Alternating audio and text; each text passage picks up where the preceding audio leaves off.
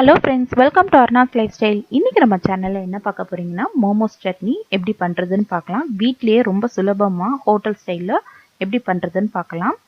அதுக்கு முன்னாடி நம்ம சேனலை சப்ஸ்கிரைப் பண்ணாதவங்க சப்ஸ்கிரைப் பண்ணிக்கோங்க. வாங்க வீடியோக்குள்ள போய் பார்க்கலாம். இப்போ ஒரு பேன் வச்சிருக்கேன். அந்த பேன்ல வந்து 1/2 லிட்டர் தண்ணி விடுறேன். நீங்க கொஞ்சம் அகலமான பேனை கூட எடுத்துக்கலாம். இப்போ இது கூட ஒரு 15 ரெட் சில்லி ஆட் பண்றேன். நீங்க ரெட் சில்லிக்கு பதிலாக காஷ்மீரி ரெட் சில்லி கூட யூஸ் பண்ணிக்கலாம். இது வந்து இப்போ நல்லா பாயில் ஆகணும். ஸோ இந்த மாதிரி பாயில் ஆனதுக்கப்புறம் நம்ம தக்காளி ஆட் பண்ணலாம். நான் 4 தக்காளியை இப்படி மேலே அந்த காம்பு பக்கத்தில் உள்ளதை எடுத்து வச்சுருக்கேன் நான் தனியாக. ஸோ அதை ஆட் பண்ண வேண்டாம், மற்றதை ஆட் பண்ணிடலாம். நம்ம தக்காளியை இப்போ 4 தக்காளியும் ஆட் பண்ணுறேன். ஸோ இப்படி கவுத்தி போடுங்க, அப்போ சீக்கிரமாக வேகும். ஸோ இதுவும் நல்லா குக் ஆகணும். நம்மளுக்கு தக்காளியிலேருந்து அப்படியே அந்த தோல் தனியாக வரணும். அது வரைக்கும் நல்லா குக் பண்ணுங்கள். ஹை ஃப்ளேம்லேயே வச்சு குக் பண்ணலாம். ஒரு 5 மினிட்ஸ் ஆகும். ஸோ டோட்டலாக இது நல்லா பாயில் ஆகிறதுக்கு ஒரு 10 மினிட்ஸ் ஆகும். ஸோ இப்போ பார்த்தீங்கன்னா நல்லா பாயில் ஆகிருக்கு.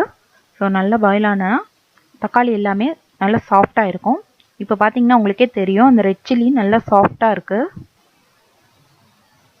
ஸோ உங்களுக்கு தோல் தனியாக இப்படி வரணும். இப்படி வந்த உடனே நம்ம அடுப்பை ஆஃப் பண்ண வேண்டியதான். இப்போ அடுப்பை ஆஃப் பண்ணதுக்கப்புறம் இதை தனியாக எடுத்துக்கலாம். ஸோ தண்ணி எல்லாமே நல்லா வடிச்சிட்டு நம்ம தனியாக எடுத்து வைக்கணும்.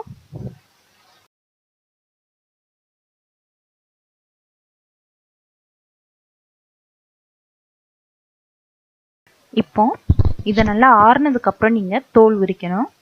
ஸோ தக்காளி எல்லாமே நல்லா சாஃப்டாக இருக்குது. ஸோ ஆறுனதுக்கப்புறம் நீங்கள் தோல் உரிச்சிங்கன்னா ரொம்ப ஈஸியாக இருக்கும், இல்லைனா கையில் சுடும். நான் வந்து உங்களுக்கு காமிக்கிறதுக்காண்டி எடுத்துருக்கேன். இப்போ பாருங்கள், சூடாக இருக்கும் போதே பார்த்தீங்கன்னா தோல் தனியாக அப்படி வருது. ஸோ இந்த மாதிரி எல்லா தக்காளியிலையும் நம்ம தோலை நீக்கிடலாம். தோல் ஏன் போடக்கூடாதுன்னா, தோல் போட்டிங்கன்னா திப்பி திப்பியாக தெரியும், அதனால தோல் போடலை. இப்போ இதை மாதிரி எல்லாத்தையுமே எடுத்துடலாம் நம்ம. இப்போ பார்த்தீங்கன்னா தக்காளியில் எல்லாத்துலேயும் தோலை எடுத்தாச்சு. அதே சமயத்தில் உங்களுக்கு காரம் அதிகமாக வேண்டாம் அப்படின்னு நினச்சிங்கன்னா ஒரு 2 மிளகாயிலேருந்து இப்படி நடுவில் உள்ள விதையை எடுத்துக்கோங்க. அப்படின்னா நம்மளுக்கு காரம் கொஞ்சம் கம்மியாயிரும். உங்களுக்கு வேணும்னா, இல்லைன்னா நீங்கள் எல்லாமே காரம் அதிகமாக வேணும் அப்படின்னு நினச்சிங்கன்னா நீங்கள் அப்படியே போடலாம். நான் ஒரு 2 மிளகாயிலேருந்து நான் எடுத்திருக்கேன். ஏன் 2 மிளகாயிலேருந்து எடுத்தேன்னா கலர் கொஞ்சம் உங்களுக்கு கிடைக்கும், அதனால தான் நான் அதோட தோலை நான் போடுறேன், விதையை மட்டும் எடுத்துட்டு. ஸோ போடும்போது பார்த்தீங்கன்னா ஒரு 15 மிளகாய் போட்டுக்கோங்க. 15லேருந்து 20 போடலாம் தாராளமாக. இப்போ பார்த்தீங்கன்னா இது எல்லாத்தையும் நம்ம பேஸ்ட் பண்ண போகிறோம். மிக்ஸி ஜாரில் ஆட் பண்ணிக்கலாம். தக்காளியும் ஆட் பண்ணிக்கோங்க, மிளகாவையும் ஆட் பண்ணிக்கலாம் இதுலேயே. இப்போ இது எல்லாத்தையுமே நல்லா பேஸ்ட்டாக அரைச்சி எடுத்துகிட்டு வந்துடலாம். நல்லா ஃபைன் பேஸ்ட்டாக அரைக்கணும் நம்ம. ஸோ நல்லா பேஸ்ட்டாக அரைச்சி எடுத்துகிட்டு வரலாம். ஸோ இந்த மாதிரி நல்லா பேஸ்ட்டாக திக்காக இருக்கிற மாதிரி பார்த்துக்கோங்க.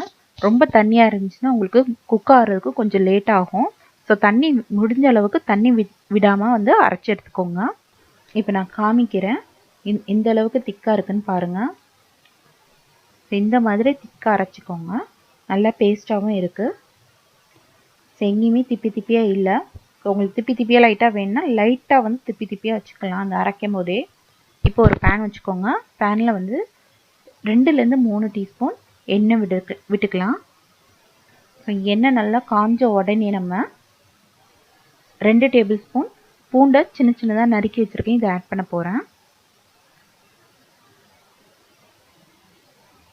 ஸோ இதுக்கு கொஞ்சம் அந்த எண்ணெயில் நல்லா பொரியட்டும். ஸோ நல்லா ஒரு நிமிஷம் வந்து டக்குன்ட்டு இந்த மாதிரி நம்ம குக் பண்ணி எடுத்துக்கலாம். இப்போ இது கூடவே நம்ம இஞ்சி ஆட் பண்ணுறோம். ஸோ இஞ்சும் 2 டேபிள் ஸ்பூன் இஞ்சி ஆட் பண்ணி இதையும் இதே மாதிரி நான் கிளறி விட்டுக்கிறேன். ஸோ நல்லா அந்த ரா ஸ்மெல் போகிற வரைக்கும் நம்ம குக் பண்ண போகிறோம். அதுக்குன்னு தீஞ்சிர விட்டுறாதீங்க. ஸோ இப்போ இதில் 1 டீஸ்பூன் சோயா சாஸ் ஆட் பண்ணியிருக்கேன். ஸோ அடுப்பை வந்து லோ ஃப்ளேமில் வச்சு நீங்கள் சோயா சாஸ் ஆட் பண்ணுங்கள். இப்போ இதை நல்லா மிக்ஸ் பண்ணி விட்டுக்கலாம்.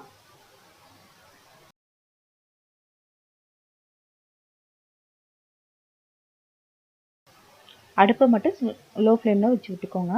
இப்போ நம்ம அந்த பேஸ்ட்டை ஆட் பண்ணிடலாம். நம்ம அரைச்சி வச்சுருந்த டொமேட்டோவையும் சில்லி பேஸ்ட்டையும் இதில் ஆட் பண்ணதுக்கப்புறம் நல்லா மிக்ஸ் பண்ணி விடுங்க. அந்த எண்ணெய், சோயா சாஸ் எல்லாமே சேர்ந்து நல்லா மிக்ஸ் ஆகணும்.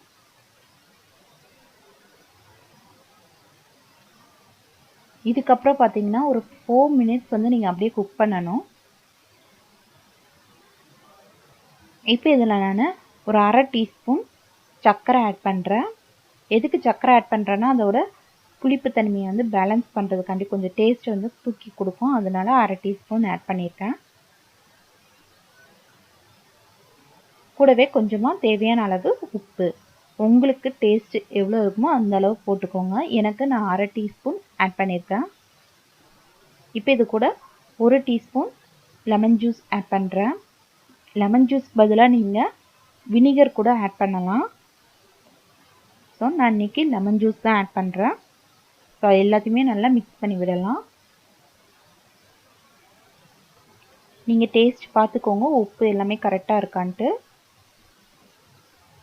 ஓப்பன் பண்ணியே இல்லை க்ளோஸ் பண்ணியோ ஒரு 4 minutes நீங்கள் குக் பண்ணுங்கள்.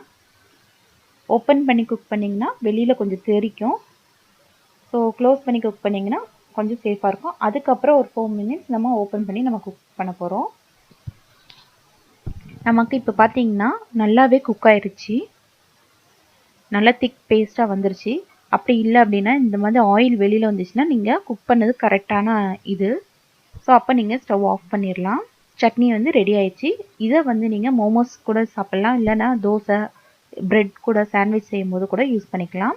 ஓகே ஃப்ரெண்ட்ஸ், உங்களுக்கு இந்த வீடியோ பிடிச்சிருக்குன்னு நினைக்கிறேன். இந்த வீடியோ பிடிச்சிச்சுன்னா லைக் பண்ணுங்கள், ஷேர் பண்ணுங்கள், மறக்காமல் சப்ஸ்கிரைப் பண்ணுங்கள், அந்த பெல் ஐக்கானையும் ப்ரெஸ் பண்ணிக்கோங்க. தேங்க்ஸ் ஃபார் வாட்சிங் திஸ் வீடியோ. நம்ம நெக்ஸ்ட் வீடியோவில் மீட் பண்ணலாம். பாய்.